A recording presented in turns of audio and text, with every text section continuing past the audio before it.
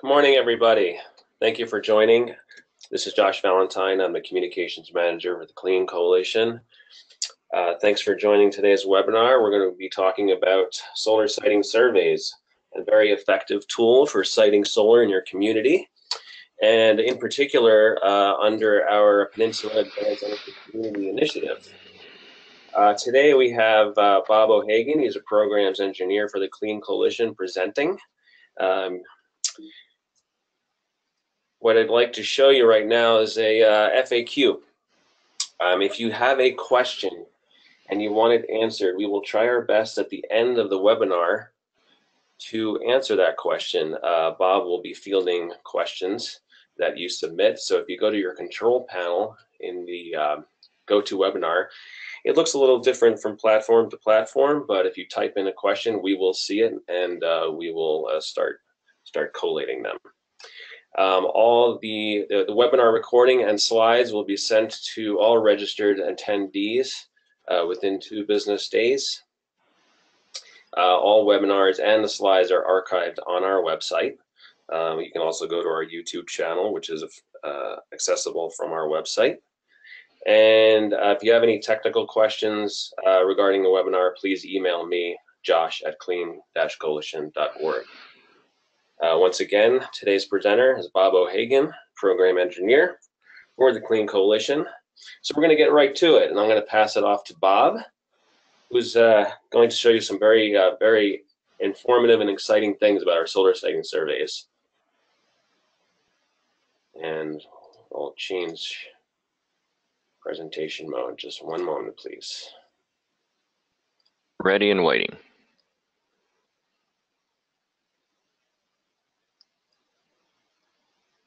All right, Bob, take it away. Okay, welcome everybody. So I'm going to give you a little background on the Clean Coalition and why we do the solar siting surveys, show you what it's made of, show you in this case what we found for the Mid-Peninsula survey and what some of the deliverables look like. And if we've got time at the end, we'll talk a little bit about the integration capacity analysis, which is a very important component. So let's get moving. So this is the Clean Coalition's mission. We are trying to move this transition we're all going through from a very antiquated power grid to a modern one, and mine just jumped ahead without anything happening. So let's move it on. So here's our objectives. We would like, after 2025, at least 80% of all the electricity that's being added will be from renewable sources. It's a very aggressive goal. And of that electricity, we would like at least 25% of all the energy to be coming from local sources in the distribution grid, also an aggressive goal. We're just in small percentage points today, so there's a lot of work to be done. And the big thing holding us back is the third bullet, the policies and programs that are in place right now that stifle this kind of accelerated deployment of renewable energy.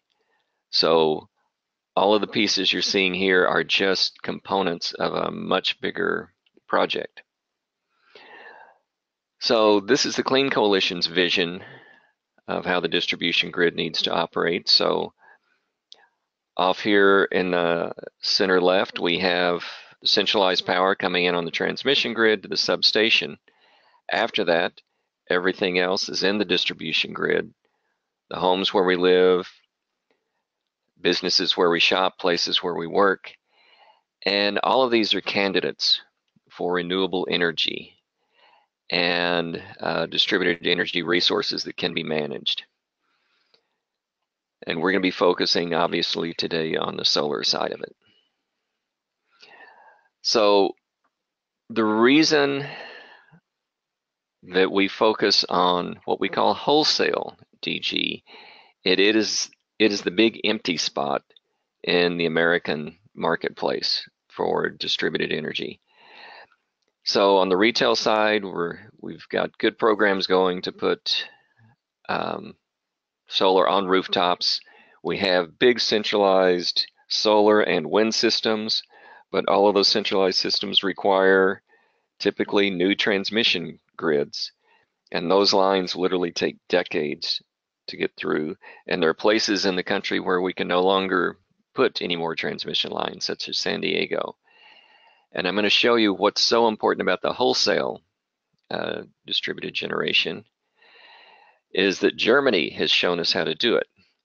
Now, in the period from 2002 to 2012, Germany was able to deploy more than 10 times what California did, and we're considered to be a leader in this field. And let me show you how they did it. The block on the left really represents mostly residential and small commercial. That was less than 10%. The block on the right, almost 20%, is bigger projects over a megawatt. The sweet spot is in the middle. 75% of the solar they deployed was between 10 kilowatts and a megawatt. And that's mostly where your commercial and industrial opportunities, the big rooftops, the parking lots, parking garages, and our surveys keep showing that over and over. Well, Germany's already done it, so there's no technical reason we can't move forward with this. So let's talk about what a solar siting survey is. We take a quick look at the technical potential at a site. It's not a detailed design. That is the next step. We're trying to quickly identify where the opportunities lie, and they are often clustered together due to the way city zoning maps work. I used to work with a very good marketeer who described the process of marketing as finding suspects you can turn into prospects and convert into customers. And the way we're going to get this program working is through feed-in tariff programs.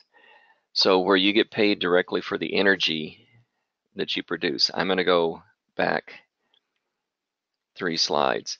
In the wholesale DG arena, this is going to be mostly commercial and industrial properties, which typically are not occupied by their owners. And that creates a problem when you try to do net metering, because with net metering, neither the tenant nor the owner has an incentive to put up the solar.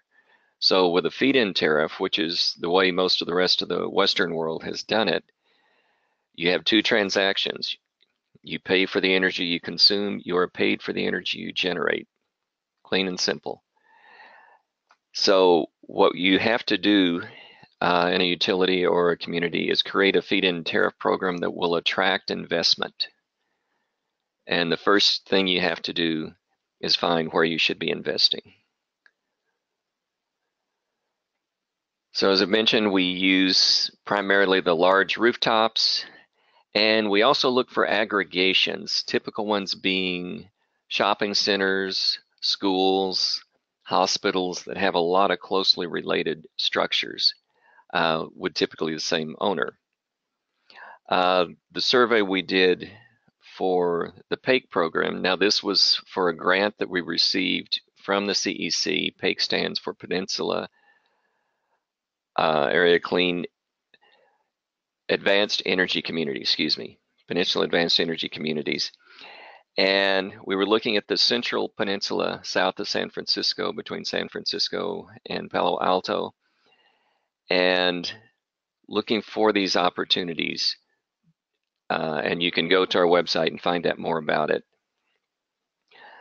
As we mentioned, we put a lower limit, which you have to be able to do these things in a finite amount of time, of 100 kilowatts.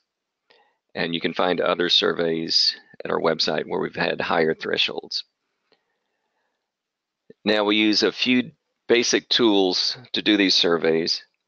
Google Earth is the primary searching tool because we can do quick measurements with Google Earth, and they have excellent capability to scan, move around, change altitudes, and create files for display. To keep the database for this, we use Excel. So all of the information is provided in an Excel database, and then a file that you'll see with an extension called KML. And these are Google Earth display files. Is created from the spreadsheet. So all the information in the spreadsheet is in the KML file. And I'll show you how that works. For each site, we identify it by address. Where we can, we try to look up some reasonable description, but it turns out there's a lot of information missing in Google Maps, Bing Maps, and MapQuest. They all have their shortcomings, and the major thing is most of our customers have very good real estate departments that can do this job extremely well. Now, Google Earth used to provide the assessor's parcel number, which I would include, but they quit doing that a couple of years ago. So again, you need a real estate department to help on that, and most developers have that. We also take the KML file, and we've discovered we can import it into Google Maps because most people don't have Google Earth unless they're working in this field. So I'll also show you how the Google Map file works, and it's pretty good. It's missing some of the features of Google Earth, but it will capture all the data. So let's get started with what it looks like. This is our PAEC survey area. So it's the Mid-Peninsula, and what you have to do in starting one of these surveys is you have to put limits on how far you're going to be searching. And you can see the various city boundaries. So up in the north we have Redwood City, a little bit of Belmont. Coming down through the south end is Menlo Park. Down here is Palo Alto, which incorporates part of San Mateo County, but these are all portions of San Mateo County. And what happens when you overlay the finished product is you have all of these potential sites identified, and we will drill down into them later. But you can see we use basic symbols. These little sunshiny faces are flat rooftops. We have the blue P with a white background are our parking lots, parking structures. And then we use other symbols to show aggregations. So these little green schoolhouses indicate educational sites. You can see shopping bags in here. Those are shopping centers. And that's how it's structured. One of the things we were able to add in this survey, because we went down to a lower threshold that we hadn't in others, these square white symbols are storage locations. And they are prime locations for this type of activity. So the key findings in this particular one is that in that area we found over 65 megawatts of potential siting capacity, and over 40% of those sites were on parking lots and parking garages. So that is a huge underutilized resource, and we'll talk more about that later as we drill into it.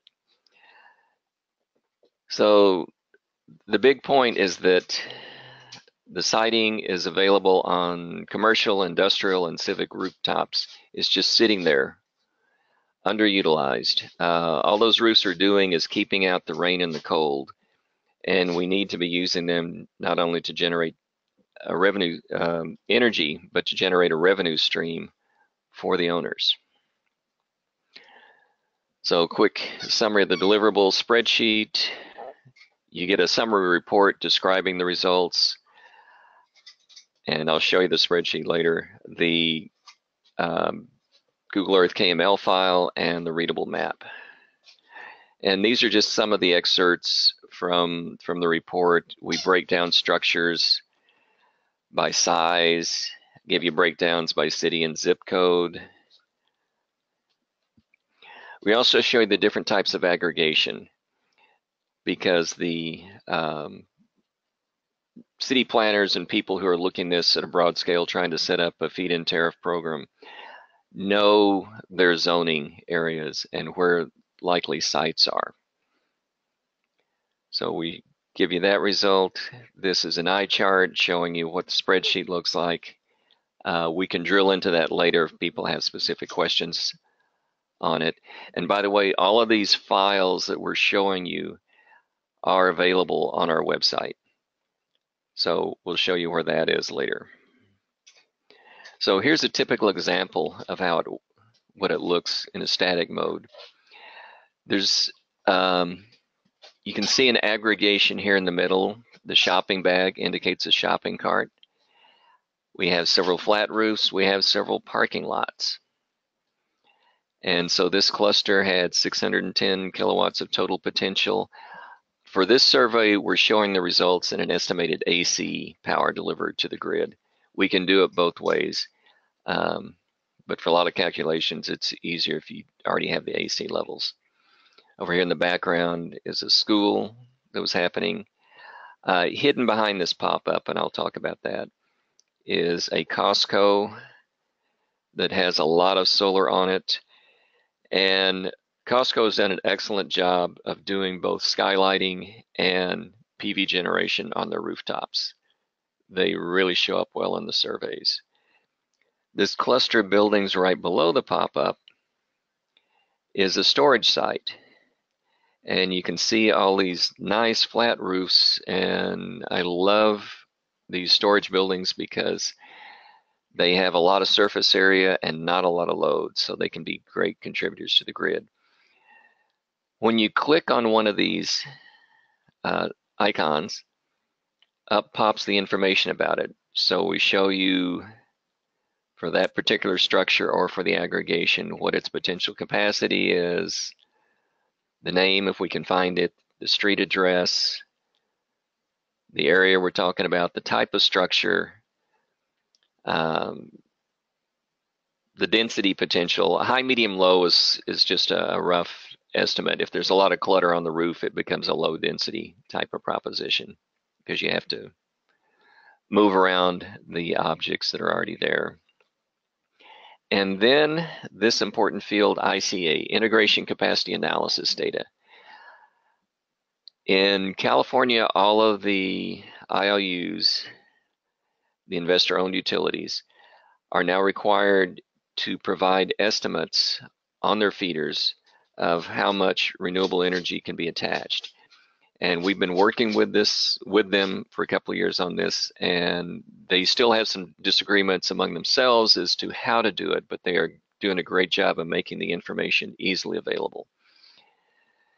And so what we look at is the name of the feeder and just a rough estimate of how far we can see on that feeder to the building. This gives you some idea of cost. We don't know exactly where the electrical panels are in the buildings or where the transformers are from this map. And then directly from their tables, we have different levels of PV. Minimal impact, which means if you're below the minimal impact, you're probably on the fast track path for getting approval. If there's a possible impact, you can probably plan on a study being required. And right now they're providing the same information for EVs. Now this is an example of what the survey looks like in Google Maps. So you get a lot of similar information, the city outlines, and the individual sites.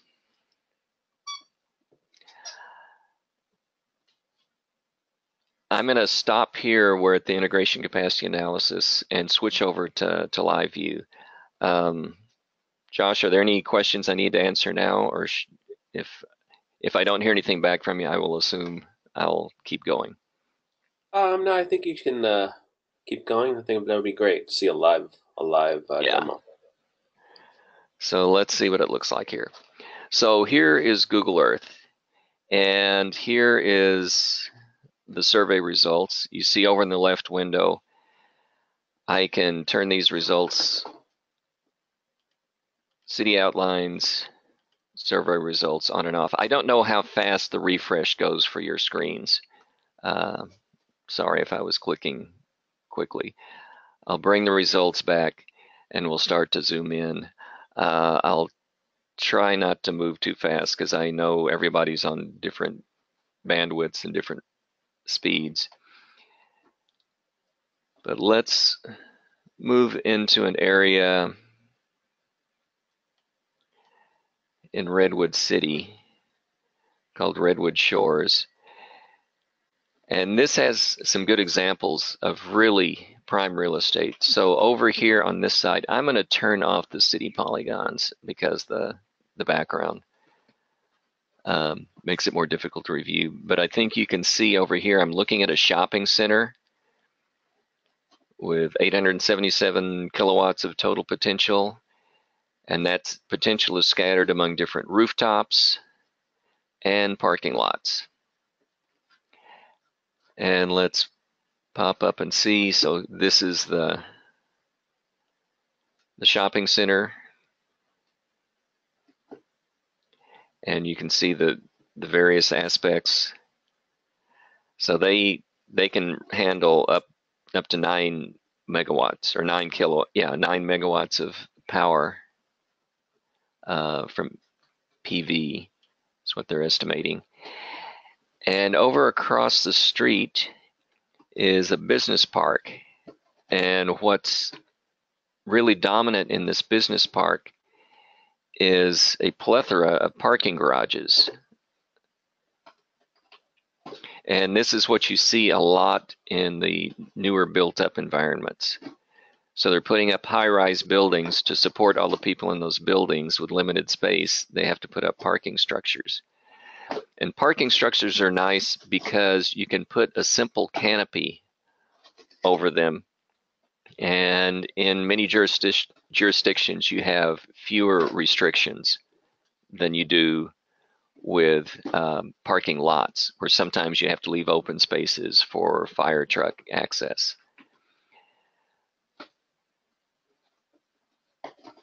So we're using the dollar symbol for business parks.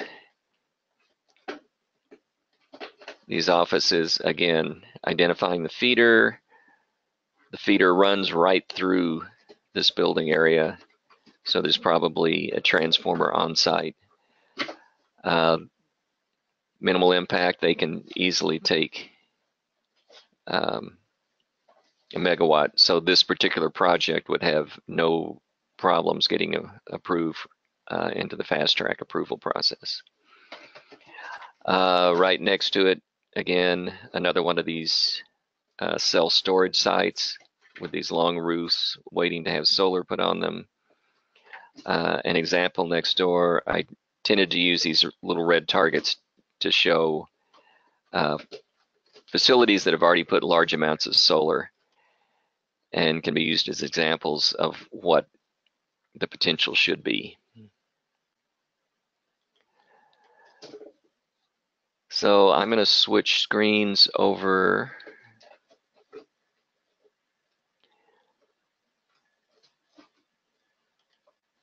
to the Google Maps version. So this is the same areas, same files in Google Maps. You lose a few features. I can't change the size of the icons or the text. And you can't open and close folders. But you can see it does a nice job of highlighting. Essentially what we've done with Google Maps is we've hijacked a feature they had so that businesses could put links and people easily find driving directions to their businesses. And we're hijacking it for our purposes so that the people who don't have or don't want Google Earth on their PCs can still view the maps. But again, we can click on any one of these, see the potential. Again, formatting of the display is a little different, but you can zoom in.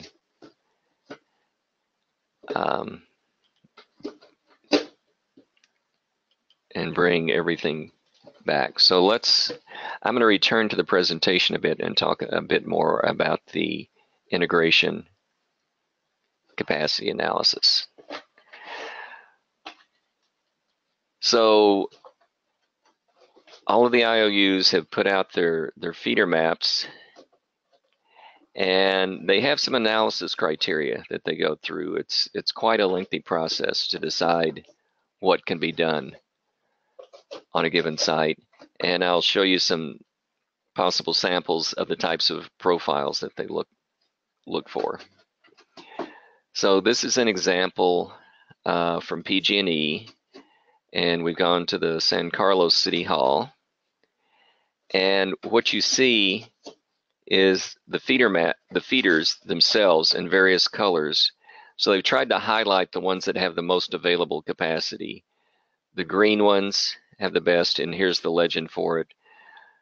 The yellow and red ones you might want to be a little more cautious about. But still, if your project is within the limits,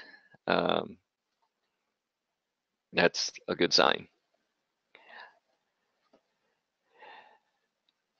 These are the criteria that the utilities are using in assessing the capacity analysis. So they look at thermal issues with the equipment. Obviously, they're looking at the power quality and voltage. They look at any protection issues that may come up. And they're also looking with protection circuitry, and they're also looking at the safety and reliability issues from islanding, which is very important when you've got generation out there.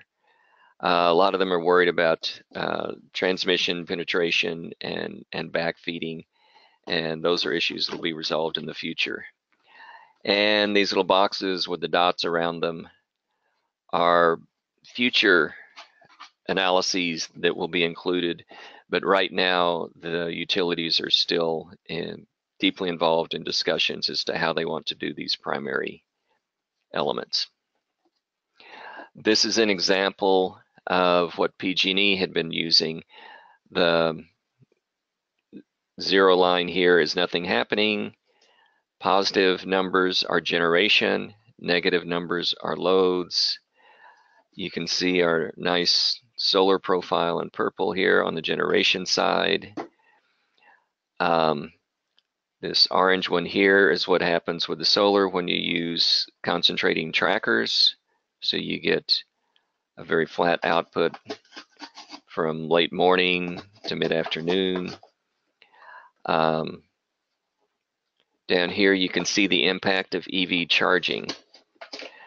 So this green line here that I'm tracing, and I'm hoping you can see my mouse, is the charging line for home electric vehicles.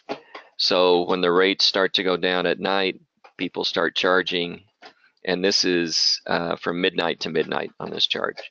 So you can see them late evening plugging in and charging, and then the charging is finished before they need it in the morning.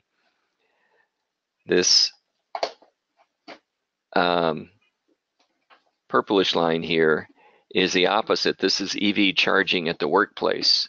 So here you see very little charging going on overnight. People get to work, plug into the chargers, get charged up, and that tapers down, and then people leave and go home. So these are the types of analyses that are going in to the ICA. Well, before we summarize, let's go back and go to a live demo on the ICA. So this is PG&E's ICA map. You can see I'm in the Redwood City area. This particular area has a lot of projects we are considering pushing forward on. The area I'm circling here is where Stanford has their hospital clinics up here, and then they have other property that they are redeveloping into a major campus for the school. And you can see the difference here. Let's show. I'm going to click on this red feeder, and pops up, gives me the feeder name, various identification. And then they give me, for the DER, much more detail. And the parts I want you to track are the PV and the EV. So we're on the red. So this says minimal impacts at about 1.3 megawatts. So let's go look at the nearby yellow feeder, DER capacity. And now you notice that was yellow, not red. PV minimal impact has moved up to 2 megawatts. And if I click out on the green zone, were we to connect out there, it's well over 2 megawatts. So they make it easy to use. The only restriction you'll find is that they tend to only cover the 3-phase lines for now. So if you're close to a 3-phase access point, and for the size projects we're talking about, you'd want to be at that level anyway. So that's PG&E's ICA. Josh, at this point, do we have any questions we should start to look at? Oh yes, we do have a number, but I think that we can wait until the end if you wanted to summarize. Oh, let me get back to the slideshow and summarize. So we talked about the purpose of the solar siting survey. So it's to accelerate the process of targeting those sites that could find a FIT program beneficial. And again, you have to treat it as a marketing campaign and go at it with that thought process.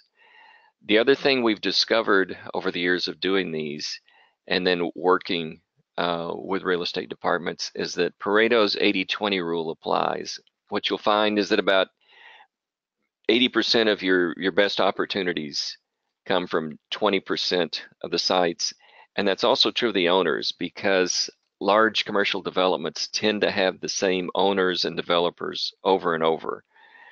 So you can, instead of a mass marketing campaign, you can think of a telephone campaign, because it's when you start looking at the property owners, the developers, and the property managers, it usually winds up being a much smaller list that is very effective to get to, because with a properly designed feed-in tariff program, you have another revenue stream you can add to their properties. We showed you the elements of it. So it's basically a straightforward survey process. You get the spreadsheet, you get the displayable files. You can do it in Google Earth, you can do it in Google Maps. It's easy to use, scan, browse, pop up. We try to make it very easy for people to get in touch with it. And for people who are working in city and county planning departments, especially, those people know their zones really well. And as I mentioned, how it helps the FIT program is that this is your a component of the marketing campaign needed to support a FIT program, but you still need to design a FIT program. And that's a topic for another webinar. And we've done that for many municipalities and utilities. So Josh, why don't we start fielding questions? Sure, great. Thanks, Bob. First, can you show the audience where we can access solar siting information on our website? Sure. Yeah, you can just show them how to navigate there and where we link to certain files. And okay, if you go to the Clean Coalition website, and it's clean-coalition.org. If most of you found us, have probably already figured that out. If you look under resources, there's one selection of solar siting surveys, which is the page I'm on. And We've taken examples of some of the more recent and larger ones that we've done and provided you an access point here, so you can click on it and get the details. And I should point out, that a question just came in asking where the East Bay Community Energy Solar Siting Survey details were, and there's at the top of that page right there. Yay, we get to answer one. So that was for Alameda County. Again, EBCE. Oh, that's a point that I meant to make that I forgot. One of the key components of making a feed-in tariff program work is that you have to have someone to buy the energy that's being generated. And oftentimes this can be your local utility, but in this day of CCAs, which is Community Choice Aggregation, or some people use the acronym CCE for Community Choice Energy, those organizations now work with the utilities, but the CCAs become the purchasing agent for finding the energy and have their own programs for finding renewable energy, and we're working with them on our 25% objective to make it local renewable energy.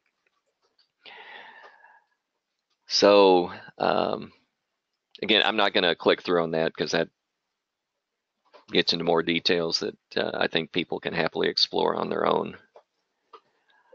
Great, thanks, Bob. So we do have a number of questions. We'll go through some of them, and for those whose questions we don't get to, I apologize, but we will be sending them to Bob to answer in the coming days, and he'll get back to you. Yeah, and my contact information will be in the slide deck, and that'll be available on the website. Correct. So, Bob, a question came in from an attendee. Can you provide a brief explanation of the different impact calculations? Let's go back to the presentation. Oh. So I don't know if this is what you were referring to, but I think it's a good starting point. This is impact. So thermal impact, as you try to push more power through transformers and conductors, you have to deal with heat issues. And this is your big problem when heat storms show up in the summer. And the utilities refer to them as heat storms, just like we have windstorms and rainstorms, because you have too much of what you don't want at the wrong time. And it's a serious issue. And it's also one that's impacted by electric vehicle charging, because at least with summer heat storms, your equipment can cool down overnight. If we have a large number of people charging their vehicles overnight, those transformers may not get to cool down as much. And this has to be taken into account when they're doing these calculations. So that's what I mean when I say that there's a whole bunch of stuff going on, a myriad of things that they have to look at to make this assessment as to what the impact of both the generation and the new loads are going to be. Transient voltages, we have to deal with the fact that most renewable energy sources have intermittency. You have clouds coming and going. With wind, it starts and stops. That energy that's suddenly missing has to be taken into account, because you're going to have to pull from the centralized resources if you don't have local storage. So they have to look at how they're going to handle those situations. The protection circuitry. We would like to be able to hook into the grid as it exists, but in cases where we may be causing local backfeeding, even if it's not at the substation level, but just locally on the feeders, some of the protection circuitry doesn't do well when the net flow is upstream. So they have to look at that in order to make sure the protection circuitry still activates at the right time, but doesn't activate at the wrong time. And the safety and reliability aspect. We have to make sure that when the power goes down, if local generation is not designed to operate off the grid in an islanded mode, then it goes away, so that there's no power applied to the line while the line people are out servicing it and fixing the problem. So, as I said, there's a lot more of this stuff, and I've given the source for this picture in the slide deck. So if you'd like to learn more about that, you can drill into that. It's an excellent report from Navigant. Great, thanks, Bob. This next question, and that question came from Nathan, so thank you, Nathan, for the question. The next question is from Van. It certainly falls within the Clean Coalition's wheelhouse. Where feeder maps show limited capacity, are these areas eligible for microgrid development? Let's run over to a feeder map.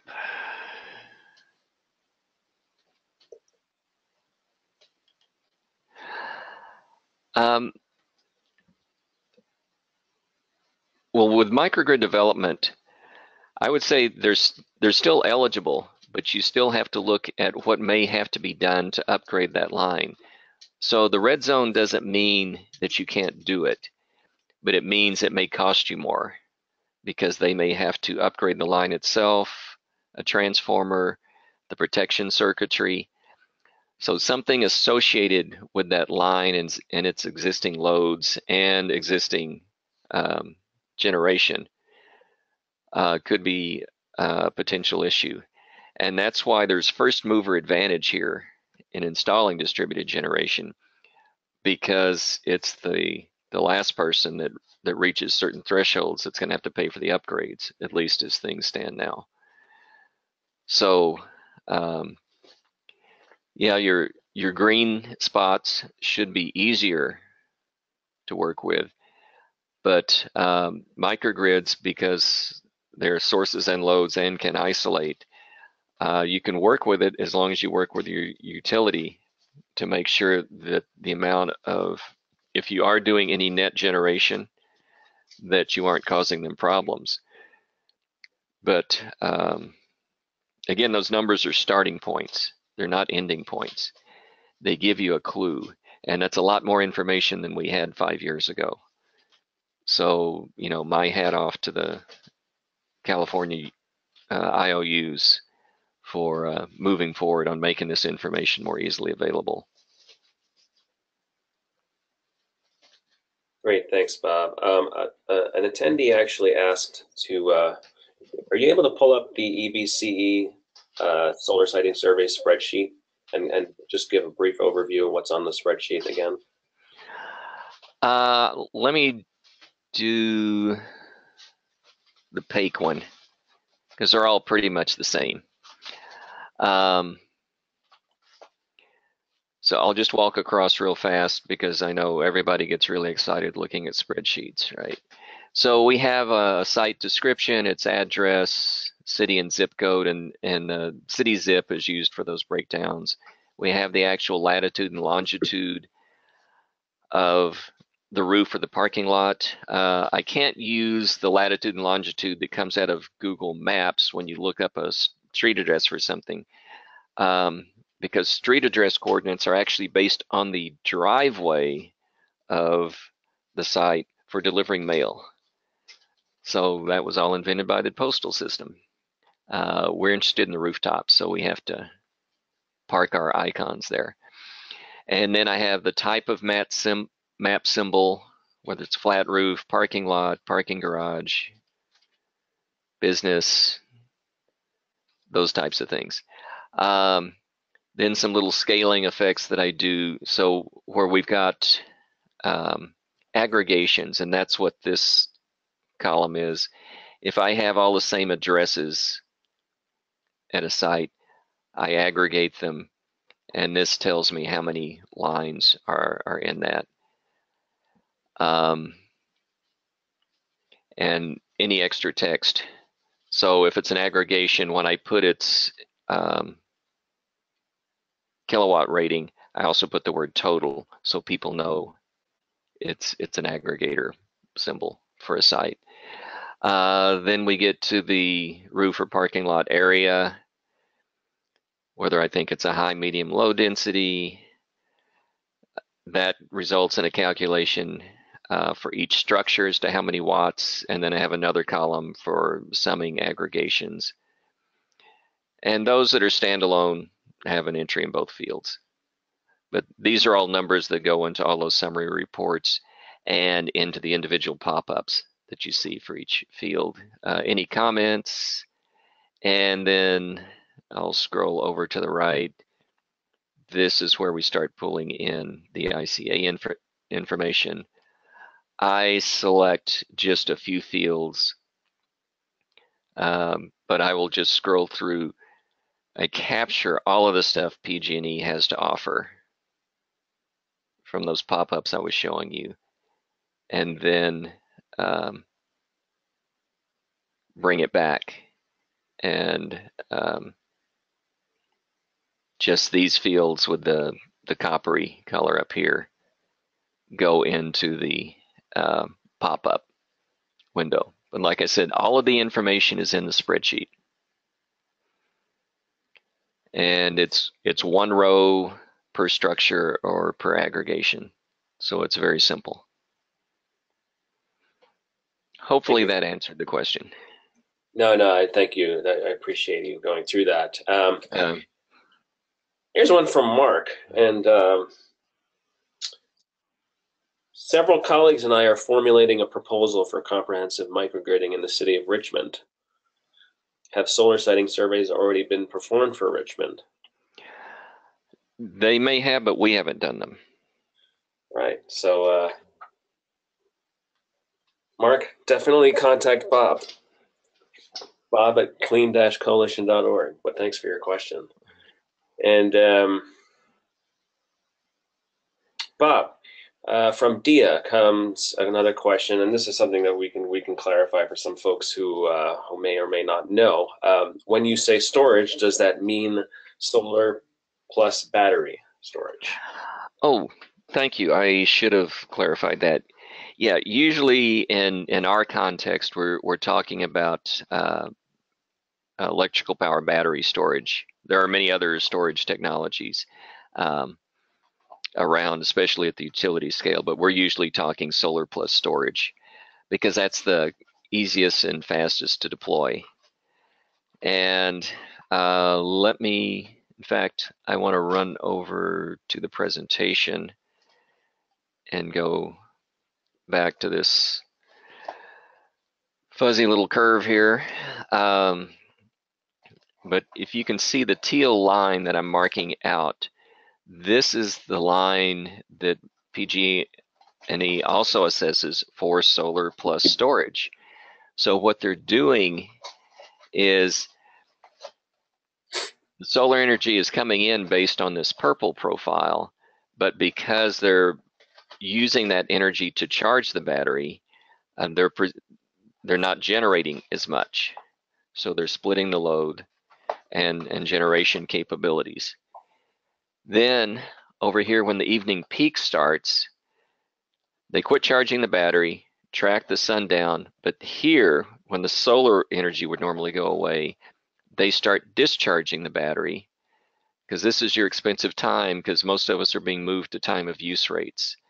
And this is exactly how your Tesla wall or whatever your storage would be used.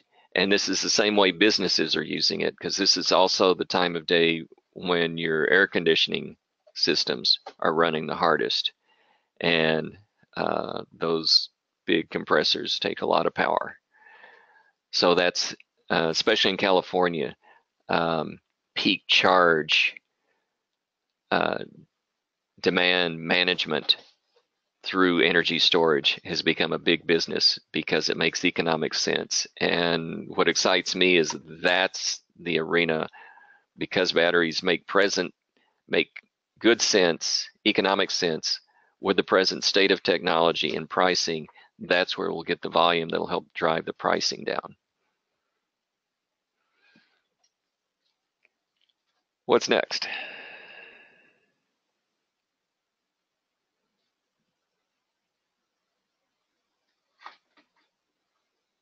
Oops, you may be on mute, Josh. I am on mute. Sorry about that. And thank you for Okay. your question. Thank you for your question, Dia. That was Mm-hmm. from Dia Suseno. We are heavily involved in solar plus storage, so I knew that Bob was going to have a good answer for that. Very straightforward question. So, I was glad PG&E gave me a picture. yes. The next question comes from Sandin Studnetsky, and it is as follows: relative to the 65 megawatts, how much does this area consume on average, and what is the mode of the power consumption? I don't have those numbers, and I'm not sure what he means by modes. You may want to send another picture in, or another question in to clarify that. Adding up those numbers was just not as critical. I think it is available from PG&E, but it does require digging out because you have to know at each substation what they're consuming. And if I'm thinking of modes as to different types of loads, most everything we looked at was mixed use, residential and industrial. Let me move back to the map. Oh, I'll stay within the slideshow. I'll go back to the opening map. So in the southern portion of the area, this is primary residential. Down here, it's just north of the Stanford campus. And mostly affluent on this side. And then East Palo Alto gets into some of the needier communities where we're looking at projects. There is some industrial here. And then what I was showing you up here in Redwood, whoops, I forgot I'm not in the map. I'm not in Google Earth. Is that up here was a lot of business park use. So that's going to have a lot of daytime load, but less nighttime load, whereas your residential is going to have an opposite power profile because you'll have more night and early morning loads and then less as people leave and go to school and go to work. And you'll also notice where you have a lot of residential, you have a lot of school sites as well. And if I can back up a second, in doing a profile, I didn't really get into the mechanics of how you do it, but I did mention the zoning areas.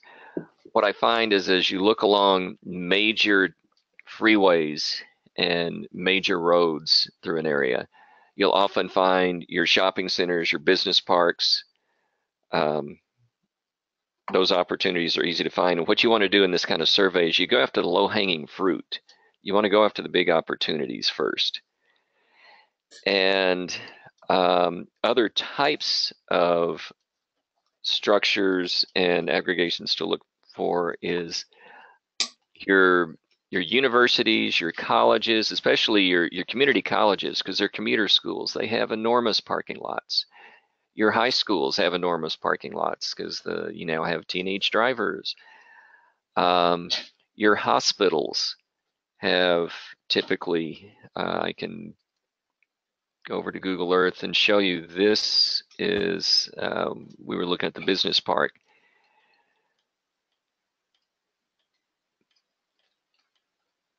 But down here is Kaiser Hospital. They have a big parking lot there. They have a big parking garage here. They have a big parking garage and parking lot across the street here. Here's an apartment complex with a lot of flat roof covered parking. So these are your types of opportunities. So you look for schools, shopping centers, venues. I mentioned the storage utility sites. Those are, you find a lot of that, especially in older, dense urban areas like this where people don't have room to spread out. And obviously your shopping centers, like I'm zooming in on here. And especially newer architects, we really need to work with architects on trying to eliminate rooftop clutter by clustering how they do their HVAC system setups. And mentioning that, that's an important point. I'm going to move down the peninsula to Stanford. So Stanford has a clinic here. They are leading the world in showing how to use campus level heating and cooling, cooled and warm water systems. One of the things they realized is that they can pull heat out of the cool water loop and dump it into the warm water loop, just recycling that energy, and it gave them tremendous energy savings, which whenever you're doing energy programs, especially the earlier question on the microgrids, the first thing you do is all your energy efficiency upgrades first, because you've got to reduce that load as much as you can. So you do your energy efficiency, then you start analyzing your critical loads that you need to keep going. So do you have any more questions? Yeah, there's one more question that I was hoping that we'd get to. Again, that was from Sandon. He's from a company called Intualytics. And thanks for your question, Sandon. And the last one I'd like to, this just shows just some imagination in this field. And it's from Alice LaPierre from the city of Berkeley. What about municipal facilities such as tennis courts and basketball courts? These are sites which are underutilized in bad weather but could be made more useful if a solar canopy were built over them, which would generate much more energy than the lighting they would use. A truss support system would enable long spans and wouldn't interfere with the sport.